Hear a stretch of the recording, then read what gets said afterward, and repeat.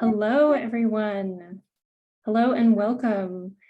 My name is Sarah Getz. I am the Collections Programming Manager here at Letterform Archive. We are going to let folks filter in for a moment. And while that is happening, I will share a few things about what's going down at the archive in person and not in person for the next few weeks. Well, first of all, like I said, welcome to our Salon series. As you're coming into the chat, let us know where you're coming from. The panelists tonight, actually every single person whose video is shown right now is coming from a different city across the United States. So we're very excited to represent at least 3 of the time zones in the US at the moment. So please let us know where you're coming from in the chat. It's always delightful to see how far the reach of virtual events go. I'm coming to you from Boston. It's cold, it's dark, it's awful, but that's okay because I'm here with the warmth of this group tonight. So coming up at Letterform Archive, not next week, the week after, we've got Sniffing Ink and Flipping Beziers with Laura Messiger and Oriol Miro.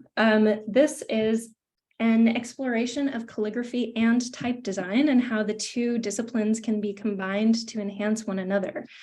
Barcelona-based type designer Laura Messiger and calligrapher Oriol Miro will introduce you to their practice, which focuses on projects where calligraphy meets type design and vice versa, and how each discipline can work together without losing its own essence. Next, in early December, right in time for your holiday gifting experiences, is the Letterform Archive book sale. So take a piece of Letterform Archive home with you.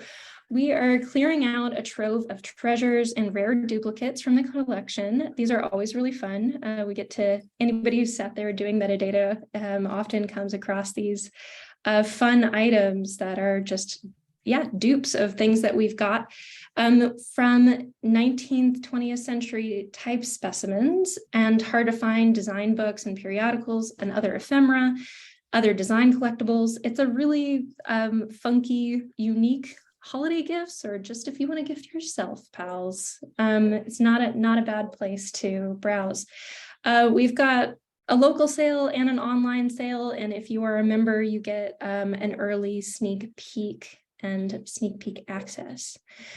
For all of these events and all future events, check out more at letarc.org/events. Oh, that's not what we're doing tonight, not counterculture periodicals. So I'll just leave it on this slide for a second while I introduce you to Salon series number 35, I believe. It's been many. We've got tonight in order, Lukaza Branfman-Verissimo, sorry, Lou, tripping over my own tongue tonight, Nat Pyper and Martin Venezky. And to moderate all of their gorgeousness, we've got Silas Monroe, who is an artist, designer, writer, curator, and partner of Polymode, a studio that leads the edge of contemporary graphic design for clients in the cultural sphere. Their collaborations include the City of Los Angeles, Cooper Hewitt Smithsonian Design Museum, David Kordansky Gallery, MoMA, and MoCA. He's a curator and author of Strikethrough, Typographic Messages of Protest, which is what this program is coming from, which opened this year at Letterform Archive here in 2022. So Monroe's writing appears in the book W.E.B. Du Bois, or Du Bois, it's actually Du Bois, right? Data Portraits, Visualizing Black America. Monroe expanded this research as a co-author of the first BIPOC-centered design history course, which many of us attended. It was gorgeous, is gorgeous. Black Design in America, African Americans, and the African Diaspora in Graphic Design, which will be published in a book in 2023. I'm so excited, y'all. That's going to be amazing. Monroe holds an MFA from CalArts and a BFA from RISD.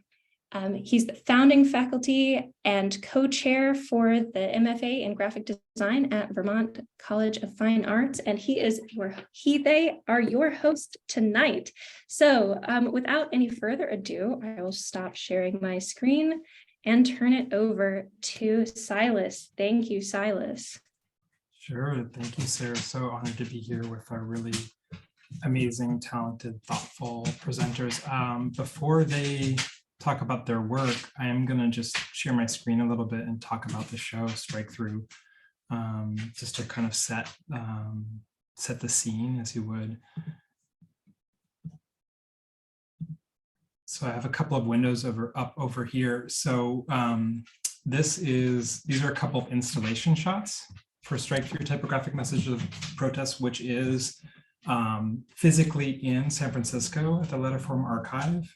So it's co-curated by myself and Stephen Coles, who's also here with us and will be jumping in for part of the Q&A, and involve the collaboration of a lot of folks, both at Letterform Archive and the studio that I work with at Polymode. So even though Stu and I are the curators, a lot of voices went into the exhibition, which holds over 100 objects and is a history of protest, from 18th century abolitionist broadsides to 21st century augmented reality protest.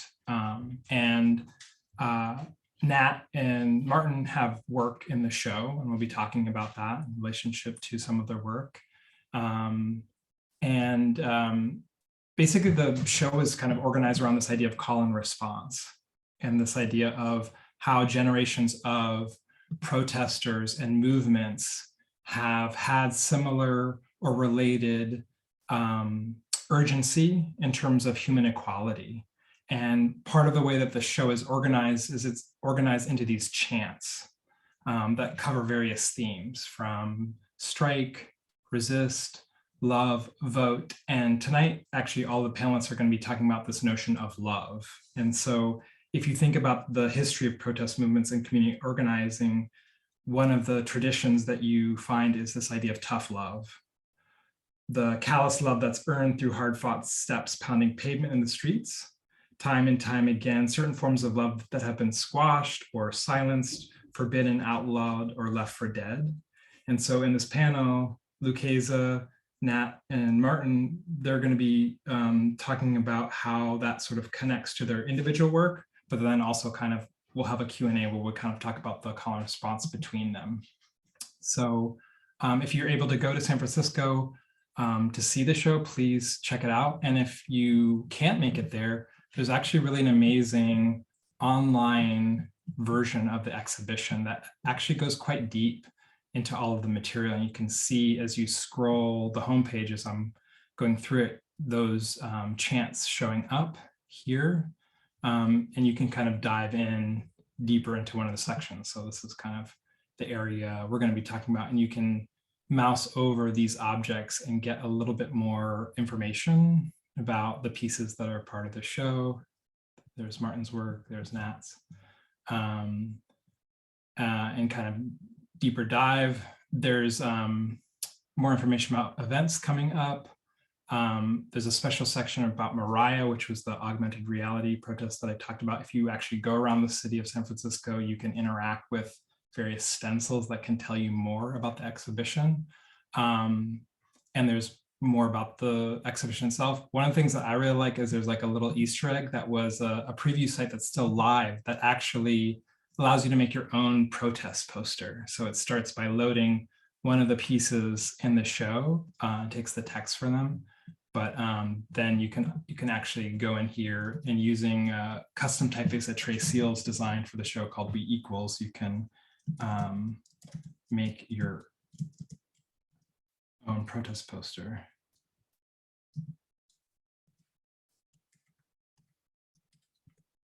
And generate it either electronically or printed out. That being said, another thing that I would love to suggest and honor is a publication that we made with Letterform Archive that was designed by Polymode that goes much deeper into the exhibition, has a lot of histories, breakouts, and deeper dives into the work. It also includes things that are not able to be in the exhibition. I will say that you also can get a discount on the book if you become a member of Letterform Archive. So that's something to think about. This is the bookshop link. I think we can drop that into the chat for people to check out, but really offers like a really amazing additional experience that goes beyond being inside of the space. So that's kind of, Stu, is there anything else that you wanted to say about the show or exhibition? You got this down. Okay, great. So without further ado, I'm going to introduce our first panelist, and I'm just really honored by their work. Lukaza Branfman-Verissimo is an artist, activist, and educator, storyteller, and curator who lives, works between Lisjan Ohlone land, which is in Oakland, California, and Powhatan land, Richmond, Virginia. With roots in storytelling, Branfman-Verissimo's work is informed by their commitment to craft and community, engagement with society, and interest in preserving and broadcasting BIQTPOC stories. Their work has been included in exhibitions and performance at Konstal C, which is in Stockholm, September Gallery in Kinderhook, New York, EF Project Space in New York City, Leslie Lohman Museum in New York City, which was an amazing actual resource that we used as part of the research for the publication, Yerba Buena Center for the Arts, San Francisco, and Berkeley Art Museum and Pacific Film Archive, also in Berkeley, amongst others. Their artist books and prints have been published by Endless Editions, Childish Books, Press, Sming, and Night Diver Press, and a forthcoming project with Printed Matter. Please welcome Lukaza. Thank you so much, Silas, for that introduction and for reminding us of the context that we're all here in, and such an honor to get to meet you, Martin, in this way, and Nat again and again in different ways, but here tonight. Okay.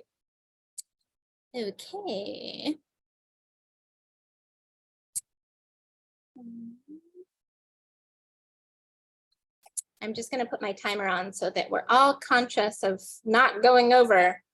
So my name is Lukaza Branfman-Verissimo. I am zooming in from occupied Powhatan land, also known as Richmond, Virginia. And I think when Silas initially invited all of us and myself to be in this conversation centered around love and why we do this work, I was like, oh, I love to do this work, and this is the only work I know how to do. This idea of, yeah, what does it really mean to center this practice as this action, as this ongoing work? I am a holder of multitudes. I think of myself as a list or a soup of many legacies and many parts of myself that my activists and storytelling and story listening and abolition work is held with as much importance as my artist work or my cultural worker work or my educator role. And that all of that kind of sits together at a table to ground this work. I have been starting these days with this list. It has in many ways felt like an index to me of my current practice. I love the idea of thinking about the forms and structures of connective tissue, the ways that we sustain ourselves by being together, and all the forms that it takes for that work to happen. thinking about ideas and like organic structures of connective tissue, like webs or underground root structures or shared breath, side by side mutual aid text threads and newsletters and porches, and thinking about these kind of like poetic and also practical forms as sharing space around inspiration for not only my artistic work and practice, but also the organizing work that I do and the ways in which organizing legacies influences the work that I do. So I'm kind of thinking about the words that are circled are kind of holding my share today. So I probably selected too many projects that I love that connect to this web that the four of us are in tonight, but I'm gonna start there. So roots, it always starts with roots. It always starts with this long legacy of word lovers, of alphabet lovers, of resistance fighters, and the roots of the work that happens in the streets and at the table. And I thought I would just kind of introduce and root my work, calling in some legacies and resistance fighters who have inspired so much of my practice today. And I want to start by honoring the ongoing fight in Iran, the incredible revolution for freedom, for feminist freedom, and the fact that so much of what we are seeing of that revolution is this shared text on the streets, this ongoing writing of poetry and demands, and the kind of like initial love of mine as like, yeah, what are on the streets? What are we reading? What are we receiving? So a moment of honoring that fight and so inspired by the incredible rewriting of these words and demands on the walls. Kitchen Table Press, which is an incredible press that was co-founded by incredible folks who are photographed here in these wonderful t-shirts, alphabet t-shirts. I think a lot about the moments throughout my kind of like understanding and coming to terms with wanting to be a lover of action work, as these moments of seeing my reflection and myself in these different projects and legacies. These are, I mean, the list is very long. It was very hard to choose 4 slides, but I did want to kind of like root this work somewhere. I think a lot about image and text. I think a lot about how text is read and how one must stop and read text or know text to kind of like understand the context of the story. The flag on the left is from the Black Panther Party. The poster on the right by Danny Lyon with the incredible fist to now. On the left is a flag by Peter Schumann and Bread and Puppet Press and Theater, and on the right is the work of Karita Kent. 2 incredible projects and legacies and folks who've inspired my love of text. On the left, fabulous wearing of text as wearable demand, and banners on the right.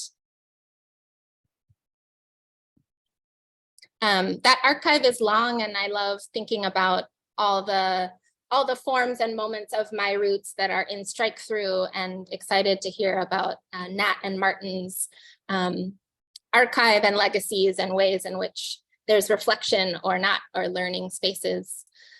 So Kin was on the list. On Whose Shoulders is a project that I did in 2019 with the San Francisco Arts Commission. That was along Market Street in downtown San Francisco. Market Street is kind of a interesting division line in the city of San Francisco. On one side is offices of tech giants such as Twitter and all sorts of startups. And on the other side is the first ever transgender cultural district, the Tenderloin neighborhood, and a neighborhood in which holds so much of the roots of the city of San Francisco. And so through this project, I got the chance to work with 9 collaborators who live and work in the Tenderloin neighborhood and the transgender cultural district in a year-long project of really spending time on thinking about what are the stories of the city that folks don't often pause to hear, and how do we make time and space for transgender elders and cultural workers and artists, stories and lives to be broadcasted in this way. So along Market Street, 9 different posters made in collaboration kind of filled these bus stop kiosks. On the day of the opening, we had a tour with all the participants and collaborators. This is Lee in front of his poster. And another collaborator, thinking not only about like the words and the slivers of the stories that are being shared, but also the folks and the people and the act of gathering in this kind of reclaimed site. So bulletin boards are maybe one of my favorite forms of exchange.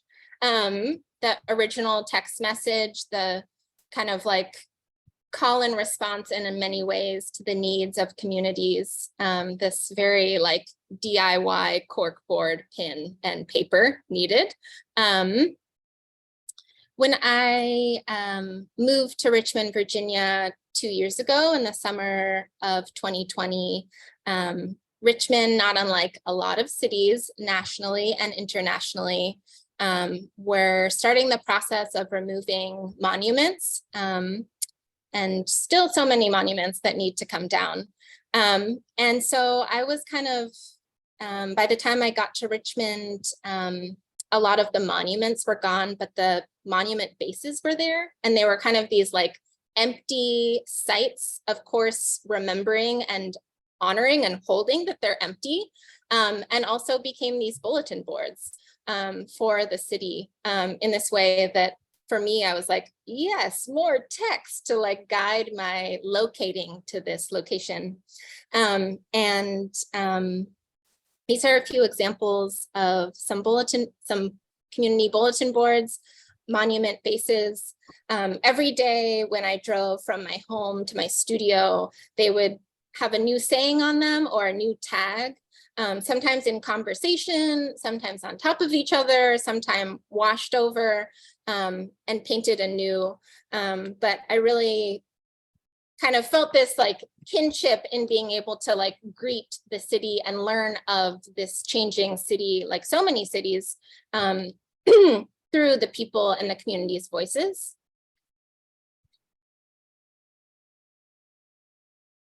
And on the left is a blown up collage that I made, painted on top of it, saying we will continue writing our poems of today all over the monument bases. Other here. And this is a series of questions that I was asking to this new city of mine, specifically asking questions to Black, queer, and trans organizers that were the folks at the core of bringing these monuments down. And through meeting them, kind of like having them answer the questions, having myself answer the questions, and overlaying and kind of creating this new story, this new history or like time capsule for this moment. So these posters are 30 by 40, so pretty large. I try to hang them kind of in honor of broadsides in a very like pin and nail on the wall, and kind of think back to, yeah, what it was like to learn of Richmond and continue to learn of Richmond through this layering of text on these monument bases. This is a sandwich board, which also has other questions to the city, thinking a lot about, yeah, what it means to move to a place that is in the midst of shifting, and how to honor that shift, and also how to know that all the long legacies and histories of shifters in a place. This is in front of the Jefferson Monument. All of these monuments no longer exist. The city, of course, was threatened, as cities often are, by activists and community members, and have demolished and removed all of the monument bases also, which is really unfortunate in my opinion. But this history is in our hearts and in our memories. Mutual aid text threads. We Are All Speaking at the Same Time is a 30-page risograph publication that I made with Endless Editions in 2020, right before the pandemic began. They invited me to make a publication with them, and little did I know that this would be a publication that would get held by so many folks in times of great isolation. And I love thinking about how do we collect stories? We collect stories by listening to each other, and by the fact that we're all speaking at the same time. And how do we make sense of all the demands that are being shouted in the streets and being overheard at protests? And what does it look like for them to all share one bound book to tell maybe like an abstracted or current story?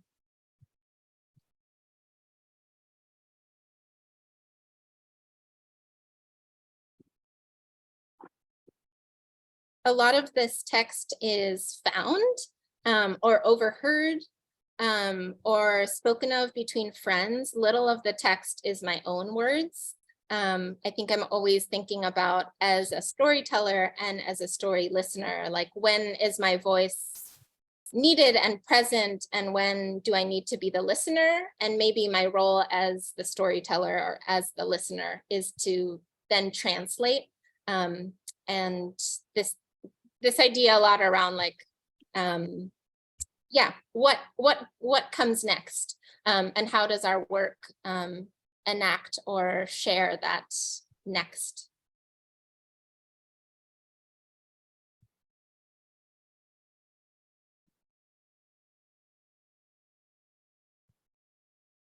And then in true risograph fashion, if folks have worked with risographs, there's always a lot of tests, like any book. But when Endless Editions was printing this book, they called me and they were like, do you have any use for all these like 5 boxes of tests that they made? And they're like, we're just going to recycle them. And I was like, no, you're not. That is paper. That is good material. And so my kind of like archive and stacks and collection of this book in its unbound form is present and shows up in corners and in piles in different iterations of my work as this kind of like ongoing, who do we call back in? What pages do we call back in? What are these like ongoing takeaway and sharing moments? Spaces of survival. Rituals Here, a 4-node project, began in many ways through conversations, not unlike these questions and conversations that I was asking to Richmond, but I invited folks based in Richmond and beyond to join me in many conversations around thinking about this ritual of survival, and what it really looks like to have a ritual around this sustaining lifelong work.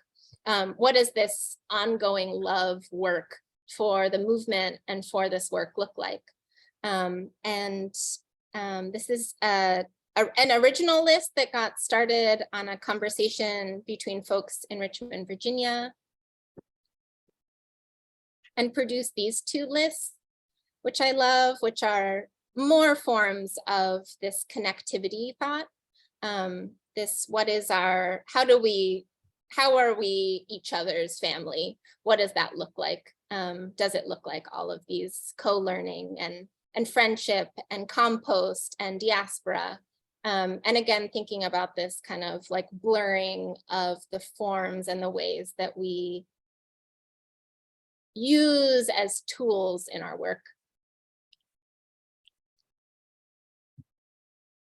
I love this idea. I love this photo. I love this idea too. I love the fact that when you're in a protest, the banner in the front, like this photo, photographed here, protects the crowd, that we're all marching, maybe with our own signs, but that we're kind of like held within this fabric, that together we're kind of like this nebulous structure in the streets spilling out into other streets, and also we're held by this fabric. And so thinking a lot about banners and thinking about the ways that banners hold us, the ways that so many banners have held me throughout the years, the ways that banners will always kind of exist and always be this form that has been used and that will be used. Rituals here is a space that holds conversation, that holds performance, that holds gathering. It depicts these kind of like painted versions of this connective tissue. This is the inside of the space I was, dreaming of in the height of the pandemic, what it would be like to be in the streets with my friends holding a protest banner together. And so many folks also did that during Black liberation struggles. But the image of like, what would it also be like to be cozy together in this collective banner? These are some folks being cozy and making work and gathering in rituals here. And then I was also thinking about, this work is called Rituals here because for me, this work is a ritual. This work is about tending to and going back to, honoring the legacies and also educating and making sure that future generations and folks have the tools and the love and the strength to continue. And so bringing an altar that is also a lending library, that's also a space for conversation, was again, this kind of like blurring of how do we bring the like poetics and the conceptual and also the physical tools to continue doing this work. I'm almost at 20 minutes, so I'm just gonna rush through this part, but Nets brings a broadcast at a site of resistance, Marcus David Peters Circle, which is the renamed name for the Robert E. Lee Monument Circle. An addition of 4 Mylar banners were created for an occupation and broadcast at this site. You can actually kind of see the monument behind. This was before Robert disappeared. As he should have never been there. And on the banners are collected chants, call and response. We're going back to call and response always. Chants from the Black liberation movement, historical chants, present chants, chants that were created and sung and demanded in Richmond and also nationally. Thinking a lot about this. Again, like how do we get our demands across? How do we share and occupy not only in protest and in bodies, but also in sound, and this long legacy of sound being this way that has archived and held our demands. And there's kind of like nothing like hearing a chant that you've heard in many different activist circles again, but tweaked with like the wording that like calls in names or demands of that city. And so I loved kind of being able to be the scribe of so many of these words and chants and really like a melding and a mixture of these moments. These are a few photographs of the banners not held by people, but held by buckets. And just thinking about all the ways and forms that our work takes, and loving these as objects, not only for occupation, but also objects in galleries and objects in spaces that remind us of this work.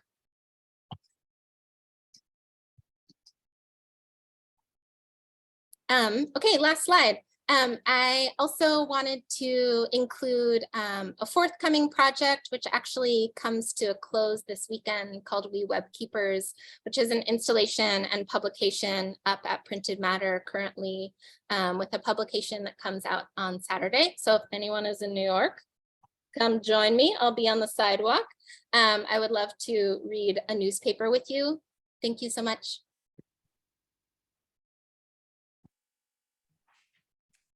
Oh, thank you so much, Lukaza. That was really powerful, poetic, so many themes from the exhibition tied to your work, and yeah, truly a call and response. That was very moving. So our next presenter is Nat Pyper, who is an alphabet artist. Their practice of fonts, wearables, video, and performance extends from ongoing research on unruly queer publishing histories. They performed at the Poetry Foundation in Chicago and Cooper Cole in Toronto. They've exhibited, getting that tongue twisting myself right now. They've exhibited at the Gene Siskel Film Center, Chicago Artists Coalition, Rush Woman in Chicago, Vox Populi in Philadelphia, and Printed Matter in New York City. And they've published with Arena, Drawdown Books, Gender Fail, Inga Books, Martian Press, queer.archive.work, and the Walker Arts Center. They're based in Brooklyn, New York. Please welcome Nat. Thank you, Silas. Hello, everyone. I'm going to share my screen.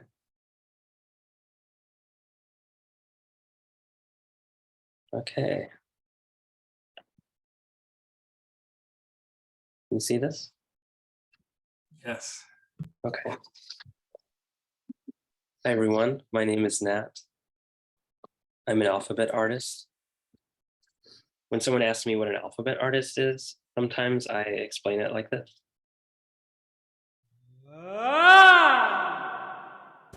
Bodies wedge into wheels of power. A word is a horizon. Anus, atom, atone.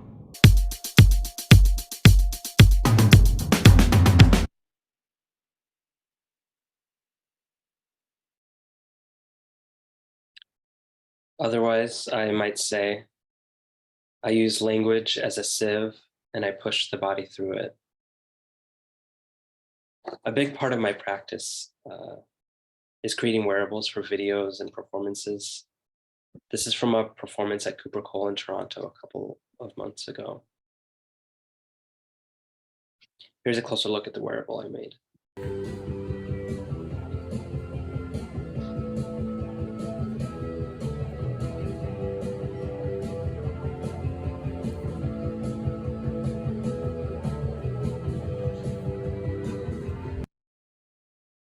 And this work is related to another side of my practice, which is font design. This is a font featured in the exhibition. But before we get to that work, I want to talk about underground queer publishing. I started researching underground queer publishing a few years ago, specifically queer anarcho-punk zines of the 80s and 90s. Queer punk zines are transgressive DIY publications circulated as an alternative to the heteronormative status quo. Pissed off and disillusioned, many young queers turned to zines as a way to resist the definitions imposed on them by society at large as unreproductive sexual deviants. Zines became a vehicle of expression for those who didn't see themselves reflected in mainstream capitalist gay media let alone popular culture, and who were eager to connect with other anti-assimilationist queers. And it all starts with a zine called JD's, More or Less. When JD's published its first issue in 1985, it boasted of a thriving Toronto gay and lesbian punk scene, quote, a full-fledged phenomenon already in progress with legions of followers, end quote. Its pages could barely contain the motley accounts of queer punk sex, love, and drama.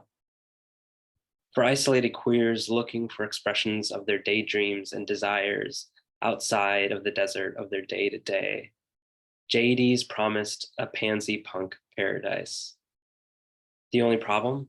It didn't exist yet. JD's was the impossible love child of Bruce LaBruce and GB Jones, two Canadian outcasts with time to kill and a bone to pick.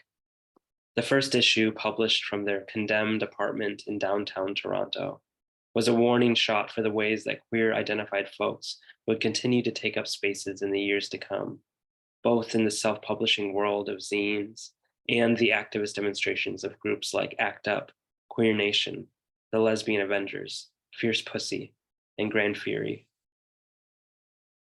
What began as a couple of scattered zines across North America quickly swelled into a fully fledged subculture of bands, music labels, and festivals that united alienated queers under a gender agnostic banner of anti-establishment resistance. This is an image from the June 1992 issue of Maximum Rock and Roll, which was kind of like the gatekeeper for punk music, punk culture for a really long time. And even though, queer punk zines started in the mid 80s, it took until, 1992 for like the mainstream punk establishment to finally recognize the queer punk scene as a movement and to feature it in its pages. There was even a zine that cataloged this explosion of queer zines, aptly called Queer Zine Explosion. At the height of the scene, there were hundreds of queer zines circulating in mail networks across North America and beyond. A couple of years ago, I made this map of the zine scene to help me make sense of it. The map accompanied a text called Dumpster Diving into the Wreck that I wrote for a design journal called Amalgam, edited by Puya Amadi. The map isn't definitive. There's plenty more that could be added, but this starts to give a sense of the deeply interconnected and also divergent nature of that scene. This brings me to a series of wearables I started making last year called cut-ups. Cut-ups are clippings from queer zines that are blown up to the size of a body and screen printed onto felt wearables. Here's a few others from the series.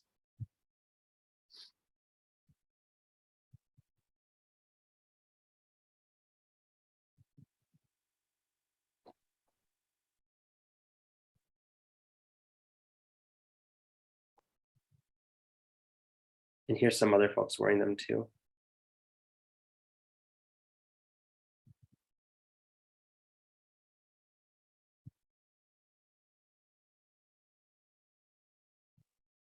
This is an image from a performance I did with artist Helen Lee in Chicago at a two-person exhibition we had at the Chicago Artists Coalition. What I'm interested in exploring in these works is the relationship between these histories of publishing and our bodies now. When the two meet, the cut-ups rearrange the body, just as the body rearranges the cut-ups. They rewrite the body, just as the body rewrites the cut-ups. What I'm interested in is narrative disjunction. In the immediate sense, how do these histories disrupt the narrative of the body? But also in the historical sense, how do these zines disrupt the narratives of society? How do they confuse the narratives of our culture?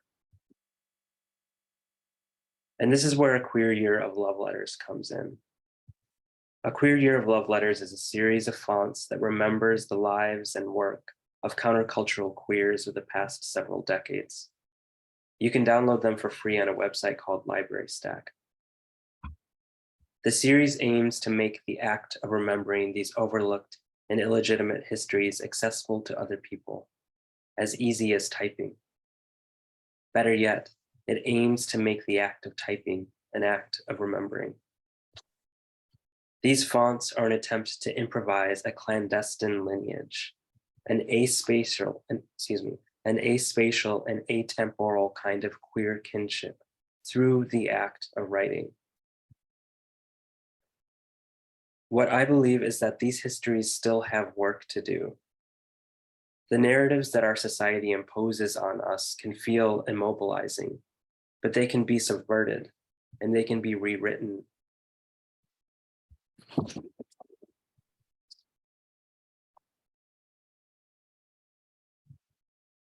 going to go back to the left side really quick.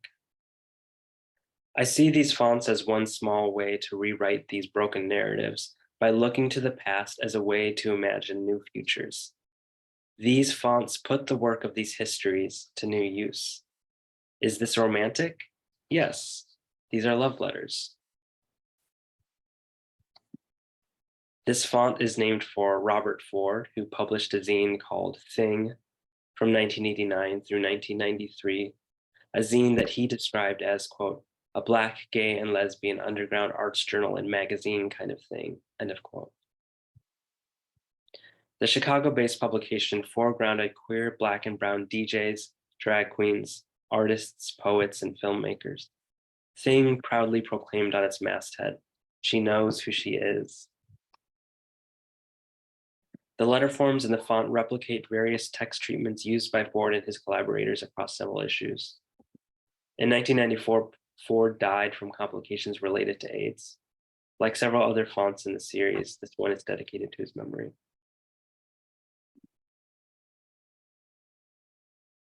This font is named for Martin Wong.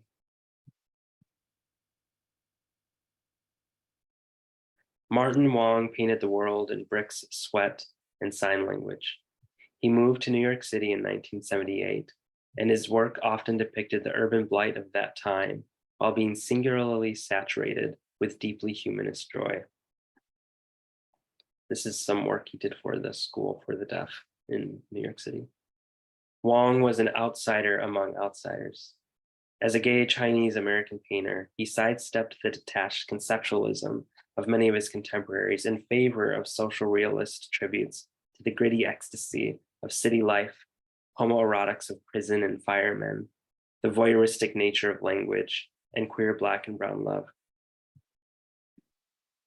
Wong died from AIDS-related causes while in the care of his parents in San Francisco in 1999.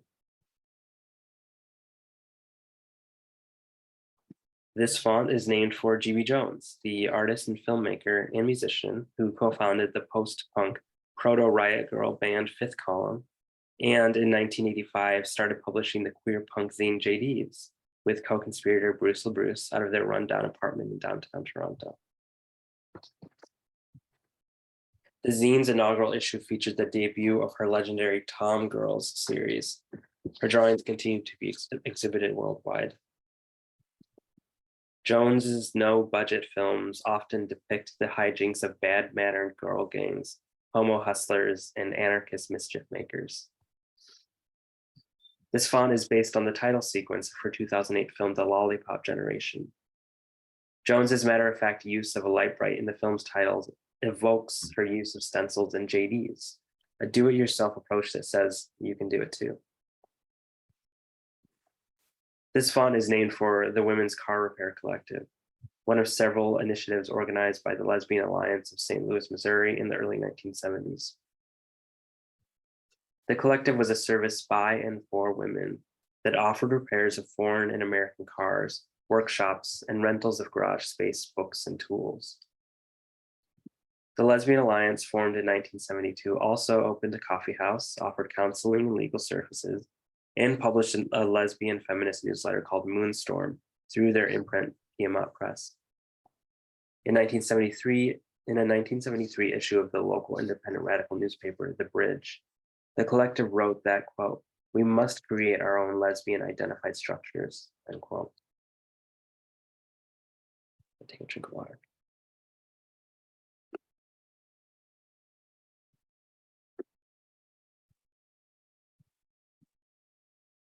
This font is named for Ernestine Eckstein, an activist ahead of her time.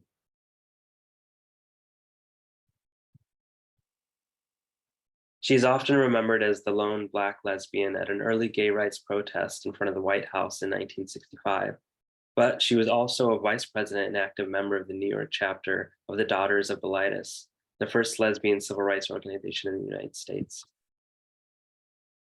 She helped move the DOB away from the early homophile movement's emphasis on medical legitimization of homosexuality and towards direct action in the form of protests and demonstrations, which she described as, quote, an educational process of calling attention to injustice. She was the first Black woman to feature on the cover of the DOB's publication, The Ladder, in June of 1966. And in an interview conducted for the issue, Eckstein called for a progressive activism that included equality for trans people, anticipating the umbrella of LGBTQ+ solidarity. Eckstein was a visionary who understood the interwoven nature of oppression and the importance of cross-cultural coalitions. The letter forms in this font are based on those Eckstein wrote on her picket sign at that iconic 1965 protest. Denial of equality of opportunity is immoral. After 2 years, I'm returning to the series with a font named for Gerardo Velázquez, a founder of the early LA noise punk band Nervous Gender. And here's a sneak peek of the making of that font. And you can see here on the left, his bandmate, Michael Ochoa.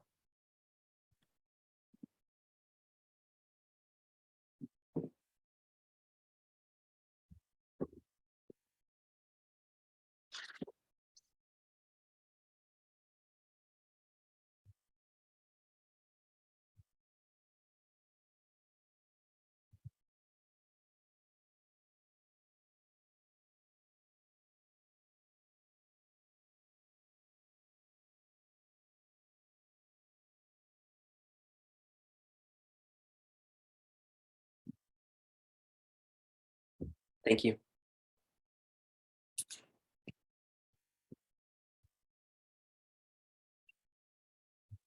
Wow, thank you so much, Nat. That was really powerful. That mix of your own work and the deep historical research connected to each other was really inspiring. Thank you so much. We'll now introduce our last panelist, Martin Venezky, who is a designer, artist, and educator, including one that I've had the pleasure of studying with, which really changed my practice and outlook on being a designer and design historian. Martin specializes in book design and typography. Throughout his career, Venezky has maintained a deep and continuing interest in photographic processes, form generation, and abstraction. For the past several years, he has created extensive bodies of work in photography and photographic installation. Venezky has an undergraduate degree from Dartmouth College and an MFA in design from Cranbrook Academy of Art. He has taught at RISD and CalArts and for almost 30 years at California College of the Arts in San Francisco, where he is currently professor in the graduate design program. In 2001, the San Francisco Museum of Modern Art honored Venezky with a solo exhibition, and in 2005, his monograph, It Is Beautiful, Then Gone, was published by Princeton Architectural Press. Among other honors, Venezky was invited to the esteemed Alliance Graphique Internationale, AGI, and San Francisco's Letterform Archive has recently acquired an extensive collection of his work, studies, and process for their permanent collection, some of which is featured in Strikethrough. Although a longtime resident of San Francisco, Venezky has recently relocated to Michigan to study towards an MFA in photography at Cranbrook, 30 years after receiving his design degree from the same institution. Please welcome Martin. Thanks, Silas, and thank you everybody for these fantastic presentations. Let me share my screen and play. There, can everybody see that? Yes, looks great. Good. So this is where we end up. This is the poster that is in the exhibition. It's from 2001, Art for AIDS. I'm going to be talking a bit about how I got here and how my own discovery of design practice and strategies for making intersected with an also awareness of how design can be used within my own community and to help nonprofits and other people of need or organizations of need. So if this is where we end up, this is where we start. So doesn't everything begin with White Castle? This is the kind of work I was doing before. I moved to San Francisco in 1985, and I was working at a marketing firm that marketed food products. So I would be doing these kinds of freezer cards and these kinds of stickers for granola bars. And it's design, but as I was doing this, I was noticing this growing, interesting design world way over there.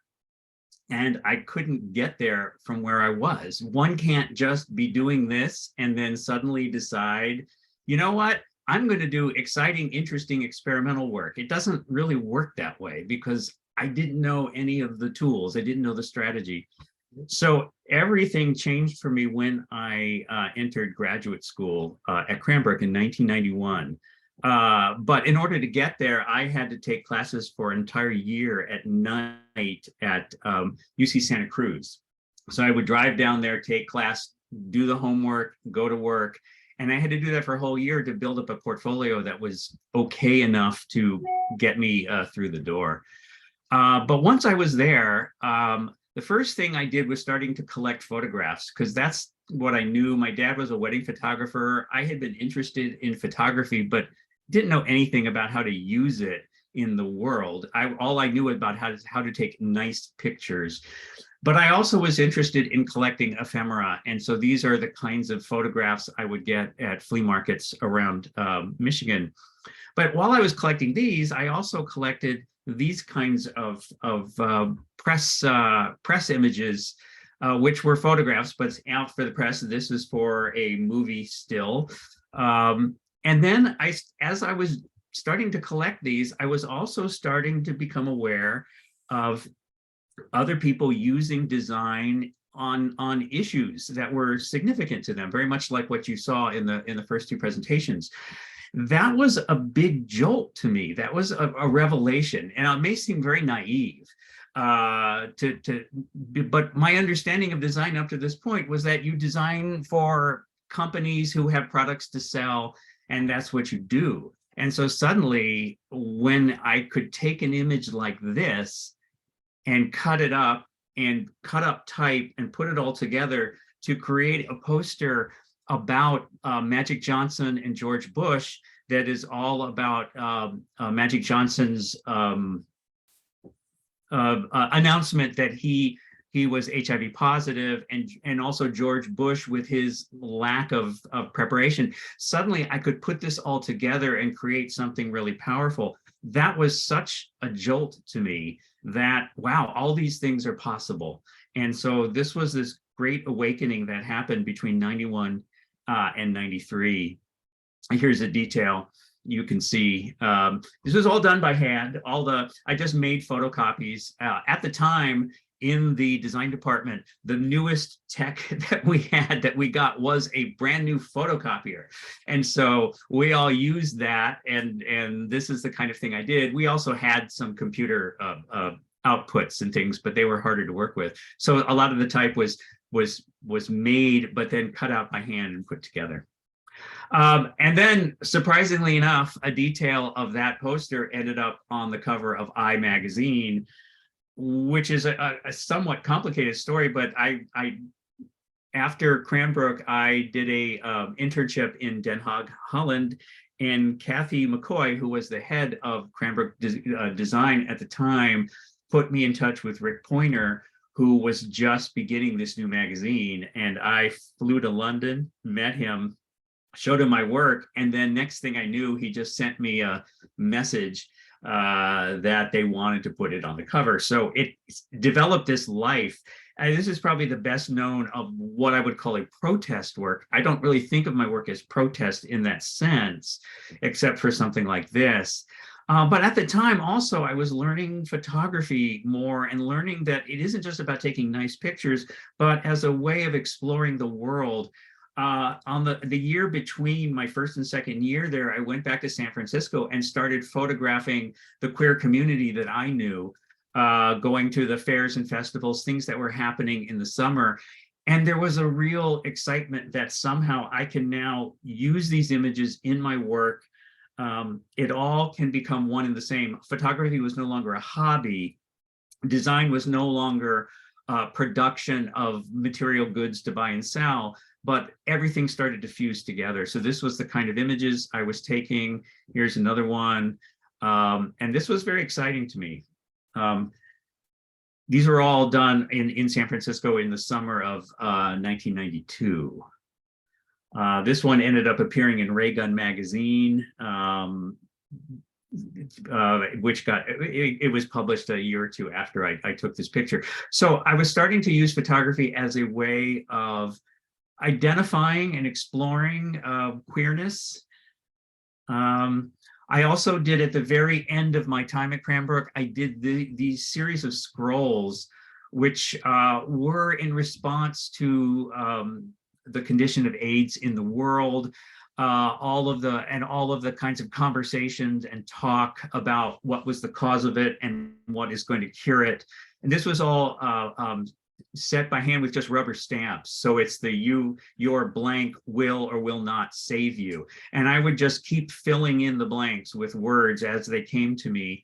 And I would do this on and off through my whole last year at Cranbrook.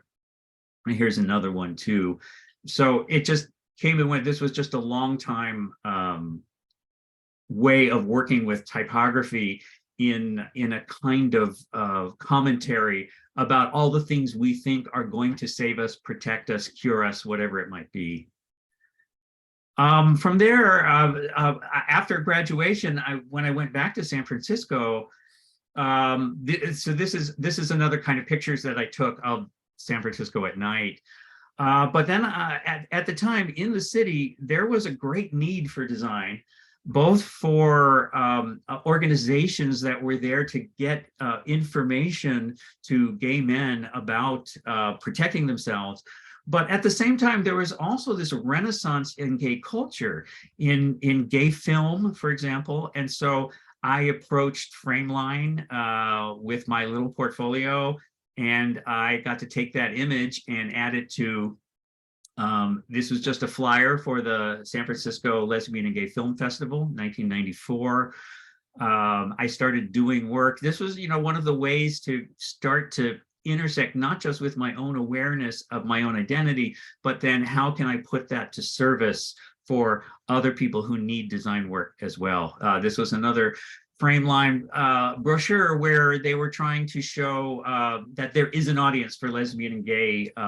They had their own films, or they were the distributors of films, and so they wanted to send out notices about you can rent the films from them as well. So it was a marketing campaign, but it also tied in with identity.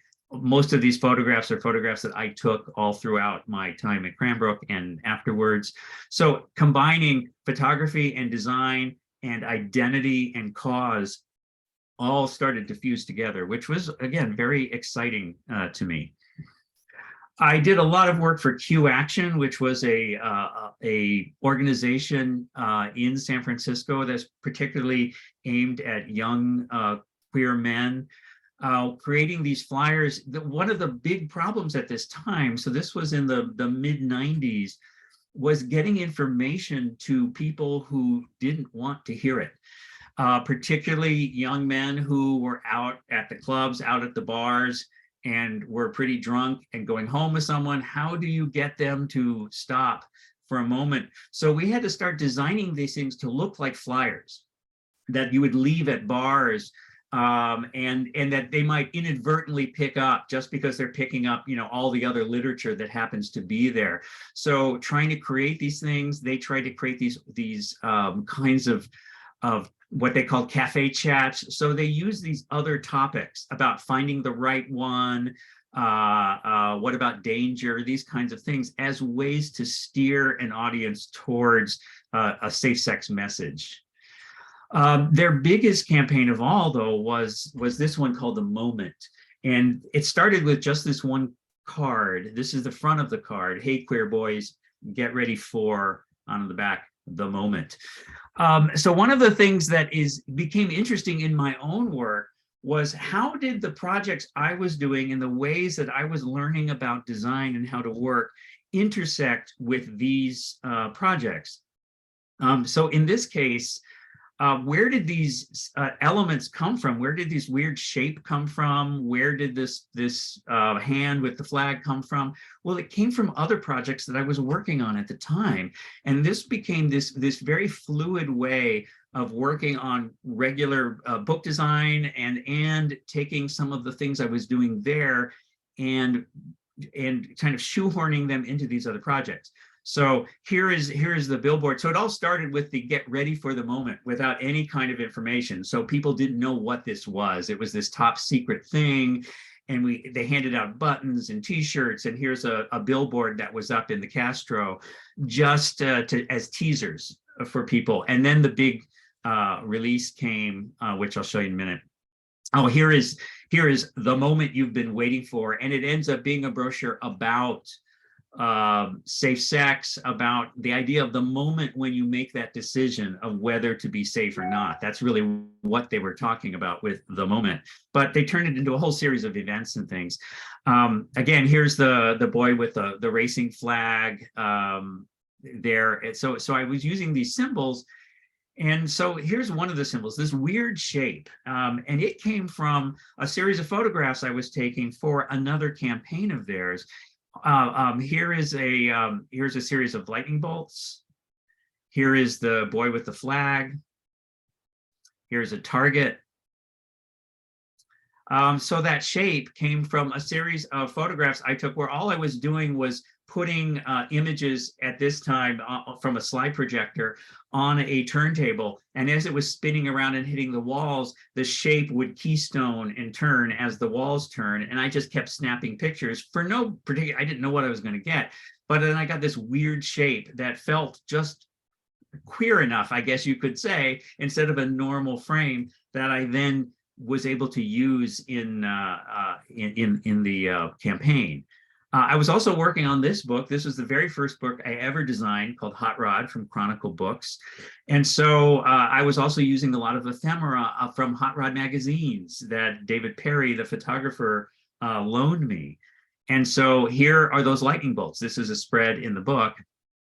And the boy with the flag was one of the symbols that was unused. We ended up not using in the book, but I took it to just drop it into the Moment campaign. And so it has this double meaning, this strange meaning of the finish line, that moment of decision. And so it became a kind of joke, a kind of a wink towards all of these kinds of things.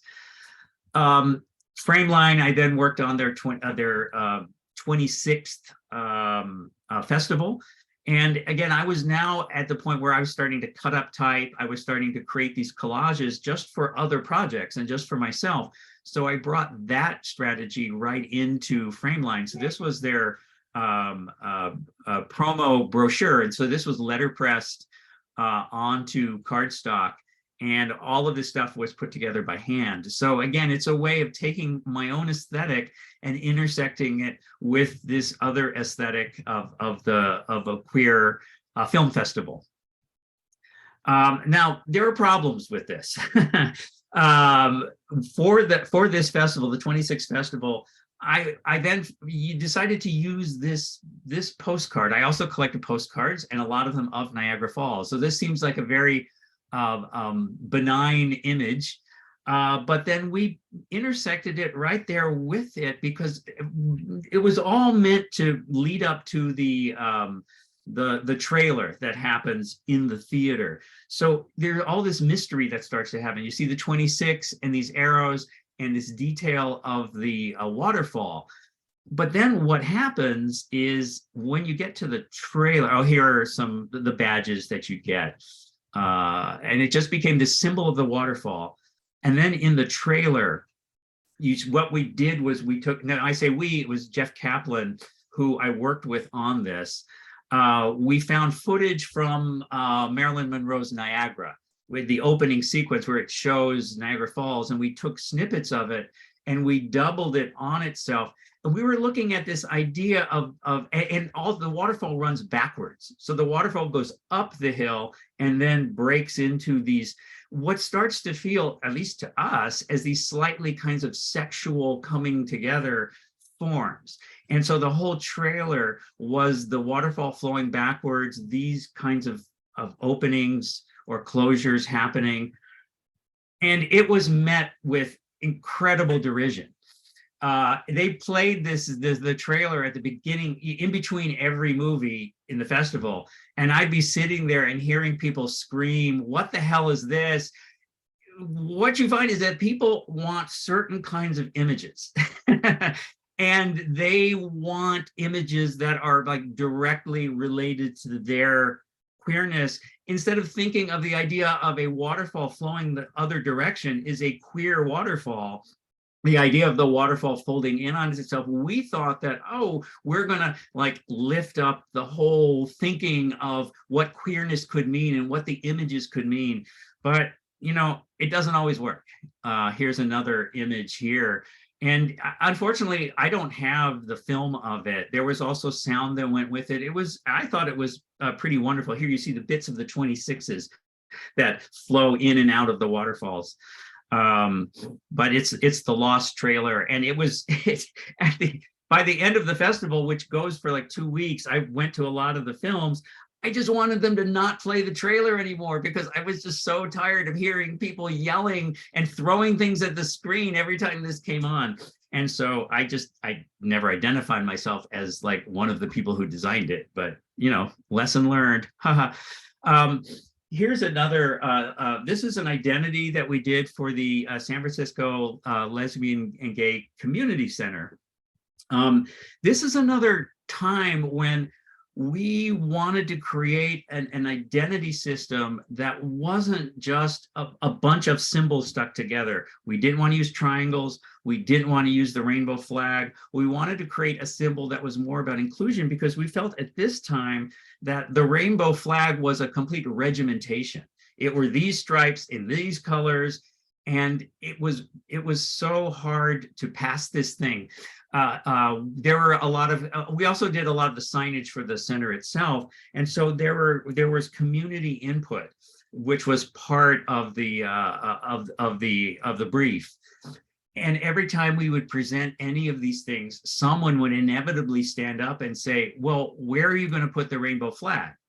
Where is it going to go? And when you try to explain, well, the rainbow flag is just the idea of colors that mix to form all these other colors. And so we're looking at all these different kinds of shapes that are related, and they intersect to form these new colors, and the colors keep changing and shifting. It's a kaleidoscope instead of a rainbow. And then they would politely say, that's nice. Where are you going to put the rainbow flag?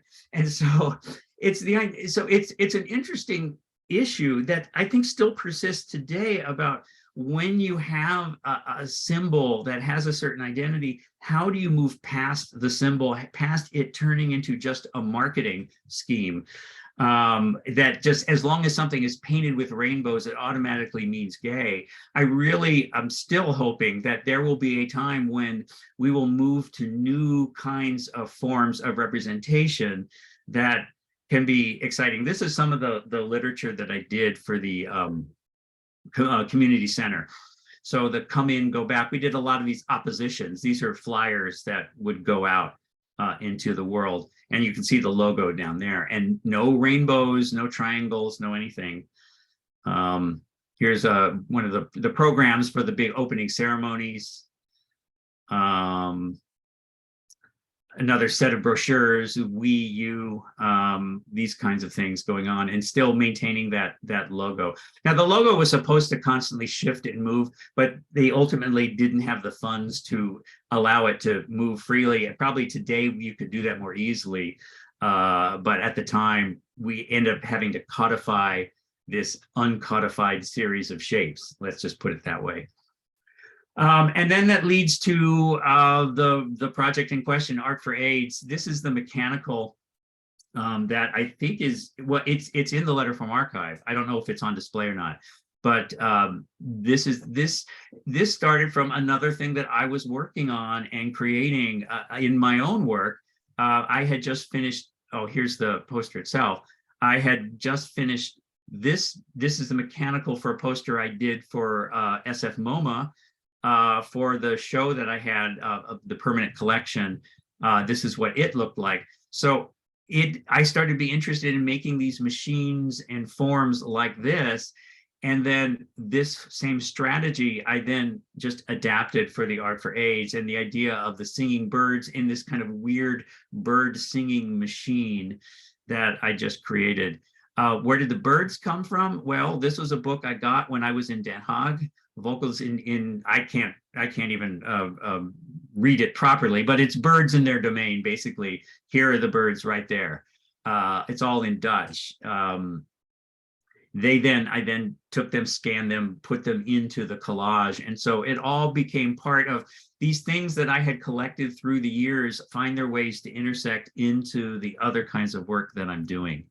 And I think that's the last slide. Yeah, there you go. So that's a little bit of how my own work, my own process as I was developing it, moved into these other forms.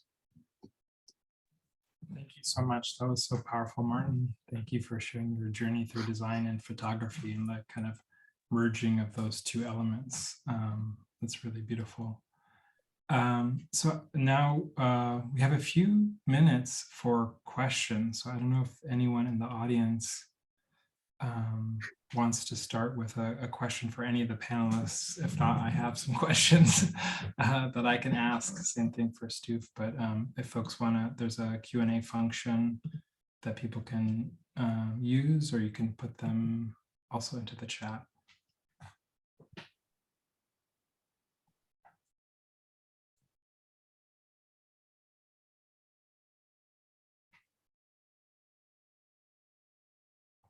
I can start if people want sort of a question for each of the panelists.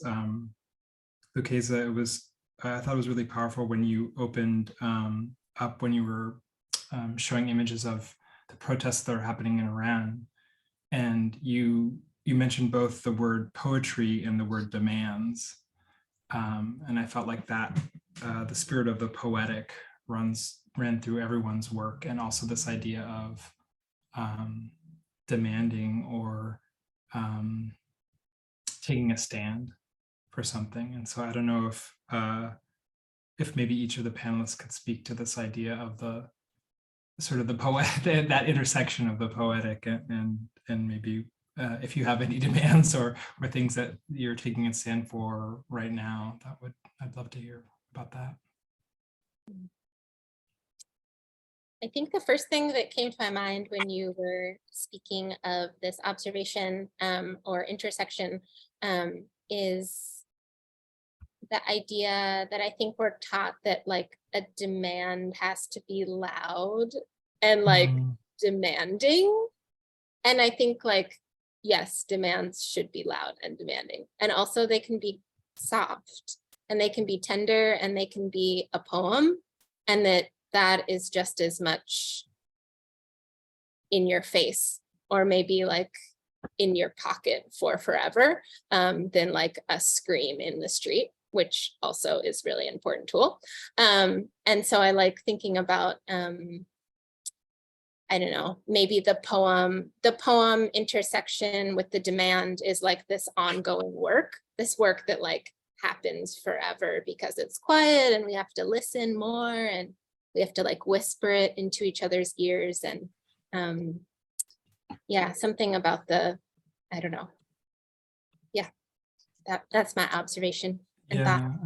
I felt like, especially in the the works that you were talking about using the word cozy, and sort of the way you also talked about in your historical research too, of like the protest banner or the poster as this kind of like defense mechanism for the protester, or kind of like a buffer between sort of the audience and the protester. And that was very much like a thesis of the exhibition, and that like the power of like being embodied, you know, with your letter forms, which I feel like Nat, your work like definitely tapped into that with your wearables. I don't know if that's like, maybe you want A shield, the banner shield.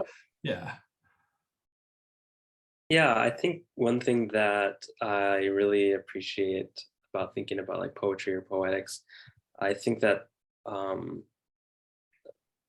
I feel like you can think about poetics like as like the other side of politics, or maybe in like instead of politics, you have poetics. And I really like that, you know, it affords a space where you can sort of like imagine possibilities outside of the like lived reality of our day to day, and like the material conditions that kind of like limit our movement. And so I think that, like, you know, in like art and design and these creative practices, poetics are a way to like kind of transcend like the limits of the real or something, in favor of these kind of like speculative possibilities. And I was just thinking, this made me think about Gloria Anzaldúa, who's also part of Kitchen Table Press.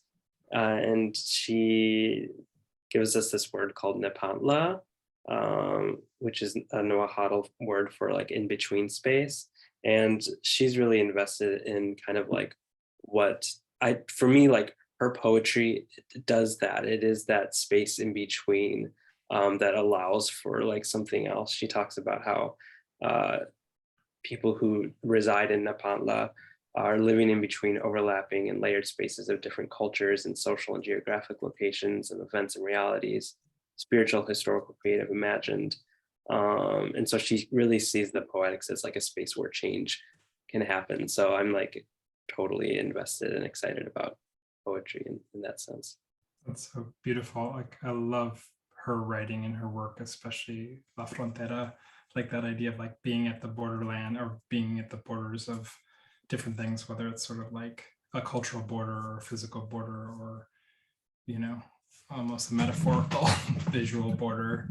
I feel like that also the idea of like reframing or the fragmentary in your work, Martin, especially like that piece that ended up on the cover of I, how this like fragmentation of whether it's text or image has a very poetic process in your work. I don't know if you want to speak to that. Well, I guess one of the questions that is always a difficult one is when you're dealing with a community in crisis, in a life or death crisis, how do you add poetics to the urgency of a message?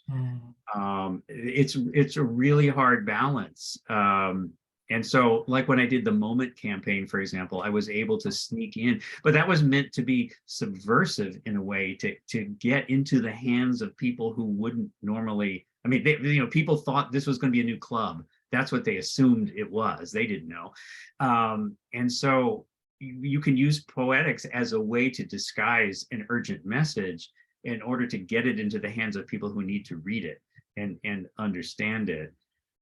The other side of all of this too is what happens when a community ends up with what I would call a kind of fossilized series of elements that constantly overshadow a chance for new forms, new imagery to blossom, new ways of representing themselves. I think with Lukaza's and Nat's presentations, I think they're doing this fantastic job of starting to create these new kinds of forms, new sorts of letter forms, new ways of creating posters and things there.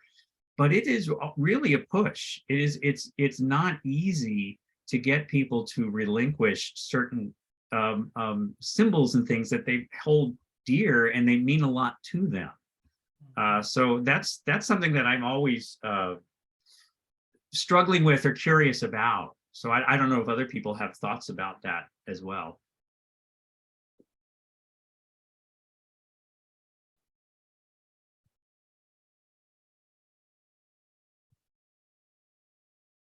Yeah, I feel like that's kind of the rainbow capitalism Yeah. specter, I think, especially in the queer community, of sort of like, yeah, certain kind of graphic forms that sort of like hold on, and this kind of also way that there's kind of a flattening of the nuances of the variety of intonations and overlaps across queer communities. And I think that was what was so exciting about having all of your voices present. And I think that was a big thing about thinking about that idea of like reframing what love, like a redefinition of love through resistance, and what does that mean? And I feel like all of your work really speaks to new possibilities, and like then how that also changes not just the way things look, but also how we speak to each other, or how we spend time with each other, or how we care for each other.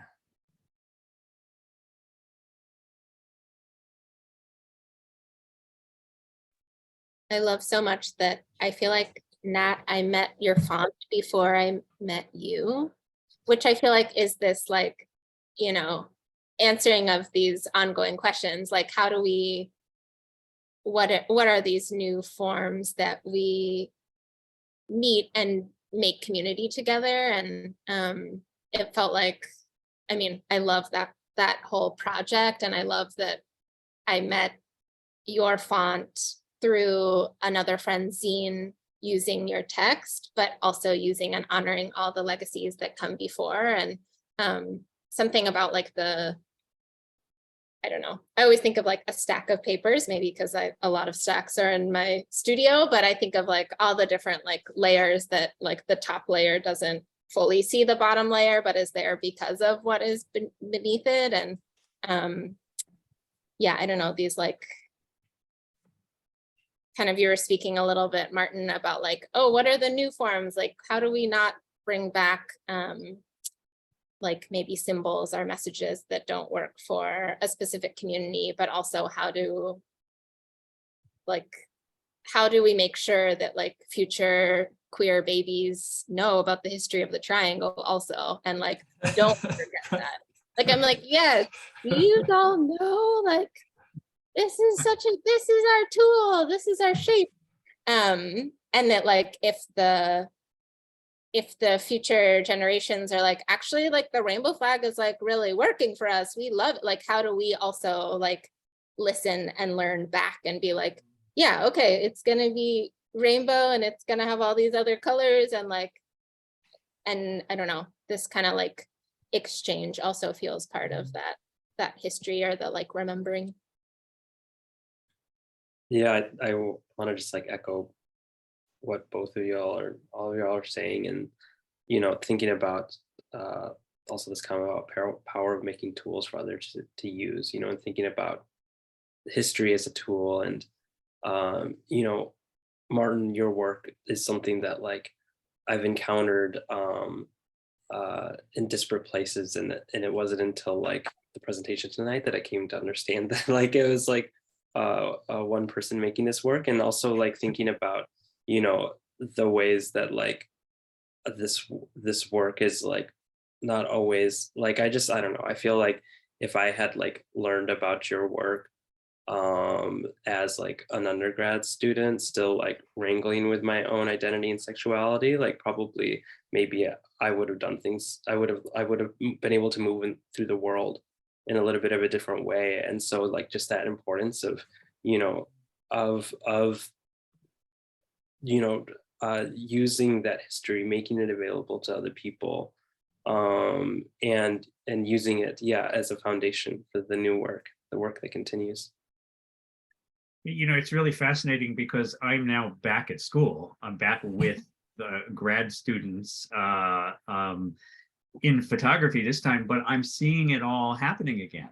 I'm seeing all the new students there just discovering ways of, in this case, using photography to start to reflect their own identities, whatever they might be, And it's really interesting to see. You see it from a different perspective, because I've already been through that. So my work doesn't necessarily, I don't feel a need to do that, but it's almost this deep need to somehow fuse yourself and your identity with the work that you are making. And I think I think it's really nice to see that it's still happening that way. And you still get that excitement and even the nervousness of, what do I reveal about myself?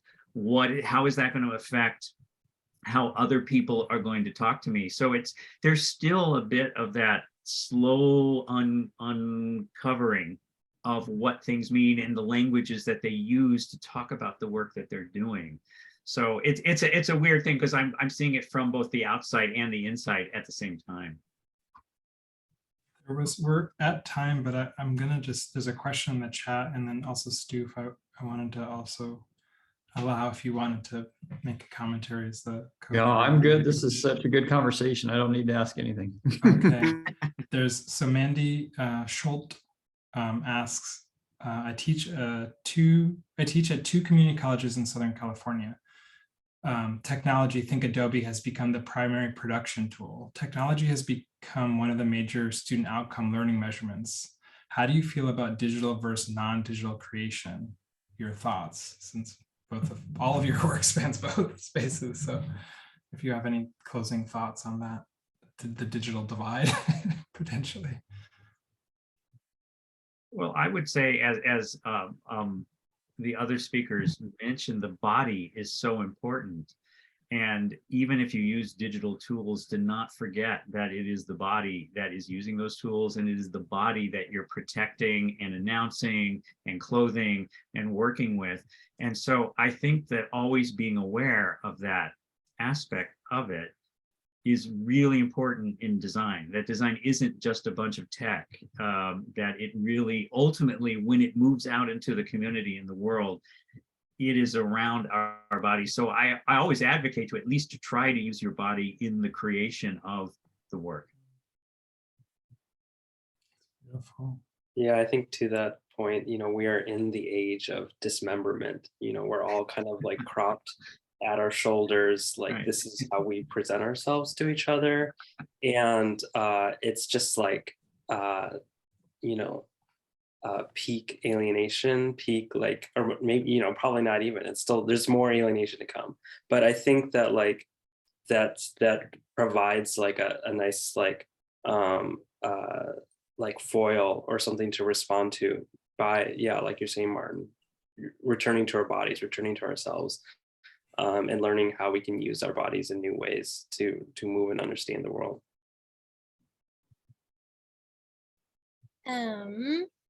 I'm thinking like literally about your question that you asked, and Mandy, and I feel like I arrived at art making through printmaking, and printmaking is like, maybe the original Photoshop or something, like super like cut, paste, scan.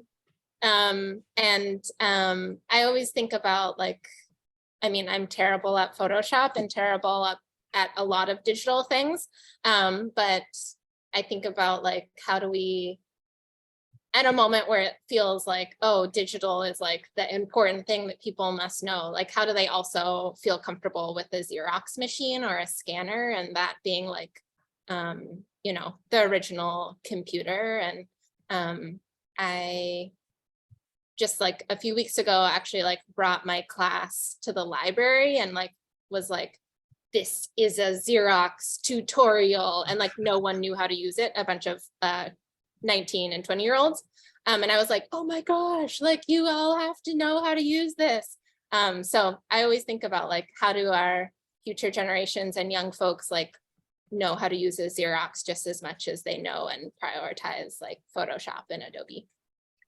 I think the other thing to keep in mind too, I know we're going over, but oh well, is that using your body to make your work requires almost no capital.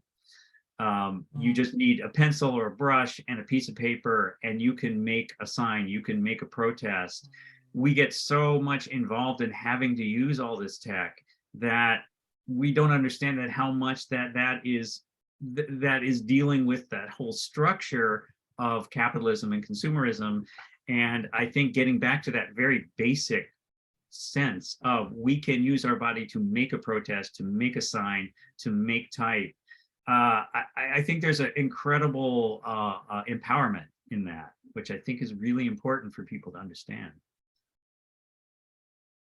I love that. The body's critique of capitalism, which I think is a specter of this tech, right, that Mandy's referencing as sort of a corporation. Adobe has mentioned right off the bat. So I just want to thank you all again, just for your generosity and interconnections. I'm inspired and renewed and fallen in love all over again.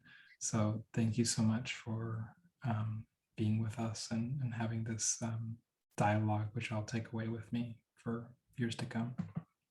Thank you for moderating and hosting and reminding us to keep loving this work. Thank you so much, you all. It was wonderful to hear from, Martin and Nat. I just gave a tour today of the exhibition, and now I have a bunch more that I can add to it. Hearing directly from you, it's such an honor to hear directly from the artists when I can. And I'm sure Silas would say the same thing that I want to say to you, Lukaza, which is, after putting the show together, we realized how much we're missing, and we're missing your work. So we're going to have to work on that. So thank you so much, though, for being part of this. It was a critical part of this panel.